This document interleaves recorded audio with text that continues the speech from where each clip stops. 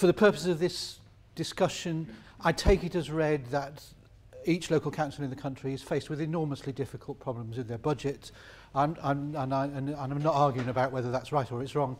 I'm just taking that as read. What I'm kind of suggesting and talking about are ways in which they can handle that. Budget pressure is the word that is used in councils, and I know that councillors do find it incredibly difficult, and they are aware of the kind of the concerns that local people have. Of course they are. You couldn't but be at the moment. And what I'm going to suggest to you tonight is a different way, perhaps, of approaching it than the way that has been suggested so far here. That is just a picture of a nice library, because I'm going to show figures and things which I need to do because we're talking about budgets. But at the heart of what we're talking about are libraries that you can go, study, read, find things on the shelves that they make you feel dignified and good, and that's a lovely library. And I'm going to show some more pictures later on of some other libraries. As far as I can tell, the amount of money being spent by you on your library service is this figure at the bottom of £1.932 million. It comes from the council library budget, which is just 2 lines above it, which is 1.787663. That's the money that the council put aside for libraries for this year. Do you follow with me? And then, in addition to that, the libraries all make a certain amount of income, which is the fines that you pay, the rentals that you pay on DVDs, the kind of overdue charges, all the things that each of the different libraries gather in terms of money. Of the £1.9 million, operating the libraries is about 2/3 of the cost, and the other third is being spent in an office and warehousing and distribution. And my challenge is really, if those things weren't there, would the libraries still operate as they do? So if you have to cut, I don't know, £600,000, you can do what the council has suggested, which is to take the bulk of it from my right-hand column and close down the libraries or reduce the opening hours, or you can find another way of doing it. And I'm saying, let's try the other way around. Let's make the money that runs the library sacrosanct, and then see if we can run the library service without spending a lot not in the libraries. That's the point, really. I've come to the end of my talk, but I'm going to keep going. And my experience is that they don't need much support. And this is from work we've done elsewhere, but they actually become better if you leave them alone. And what I'm advocating is that you have 11 independent libraries, each of whom answers to its own community and isn't sort of part of a managed operation from some centre. And in doing that, what I'm trying to do is not just reduce the cost, which I will, but I also believe it improves the libraries. It's a sort of double win, if you like. Now, I'm not suggesting for a minute this is the library, the structure in that exists in the Isle of Wight, but this is a kind of typical library management structure around the country. The little red box at the top is the councillor, because it is the councillor who ultimately is responsible for the library service. This is the portfolio holding councillor within the cabinet. The person that you meet in the library when you go in, who is the very friendly, very helpful, very good person, between her, they normally are, her and the person who is actually responsible, there are 9 levels of management. That's the traditional way of doing it. I think that's wrong. And A, it's too expensive, and B, it doesn't give enough responsibility and opportunity to the libraries themselves. So I like this here's a structure where we've got a councillor at the top, and there's a director who's basically the person who's one of the senior managers of the council. To me, the person who matters is the person running the individual library. And that's the person I put around this pink box. And I put the librarians, who often are in the office, I put the librarians in the libraries, because a librarian in an office, however experienced they are, is no good to you when you go into the library if they're 20 miles away in an office. I want the librarians there on the counter, available to to people when they go into the library. The other cost, apart from the management structure, which is incredibly expensive in library services, is the way that books and DVDs and those kind of things are bought. My background up until 10 or 15 years ago was in the book retailing industry, and we spend a lot of time simplifying what people call the supply chain, handling things as little as possible, getting them to where they need to be as fast as possible with as little possible paperwork or faffing about. And every time you handle things, you add to the cost and you slow them down, and you probably, you know, kind of in Waitrose context, you risk them going off.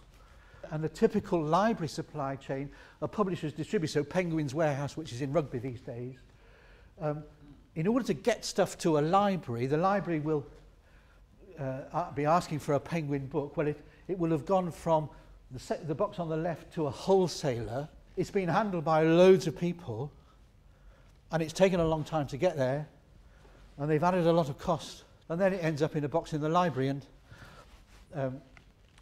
it's very expensive. So I suggest, and this is where in other councils we've managed to do this, that you can simplify all that. It goes from the Penguin Warehouse in Rugby, which is the same place. It goes now in this is the instance, the example we use, where we've got a wholesaler who said, well, I'll stick the labels on as long as I don't have to have different labels for every ruddy council. Then you could get your wholesaler to say, okay, it's a library book, it's not going to a shop, we'll just stick whatever it is that makes it a library book, bong, and it can go, it doesn't have to go to a depot, doesn't have to go, nobody in the council office to do it, you just go straight to the library. And they can open it and stick it on the shelf without anybody else bothering.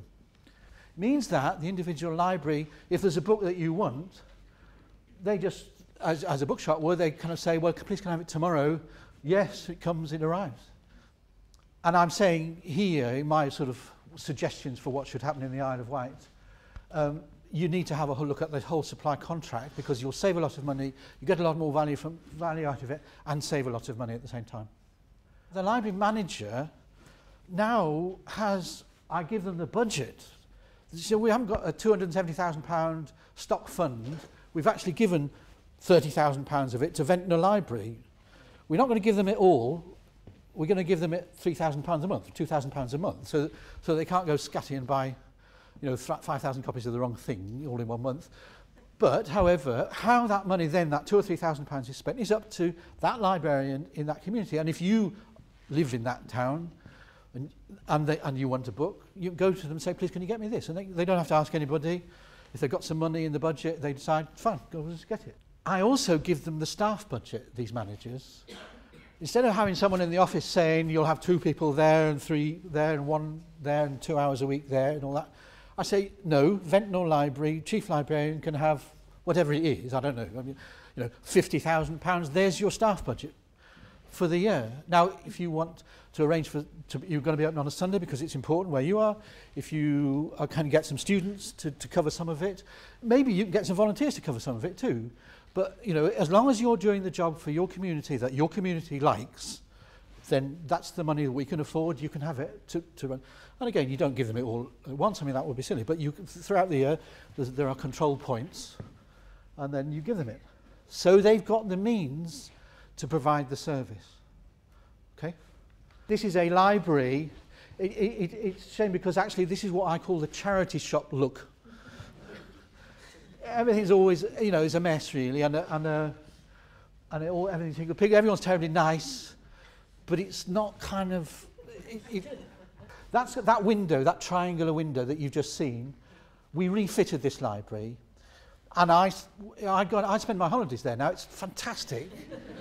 It's only in a dirty, run-down suburb of near Heathrow Airport. This is not Glamourland at all, but it's nice, for God's sake, and it's smart. And the staff have what they call a business dress, which is, you know, it's nothing complicated, but they look smart.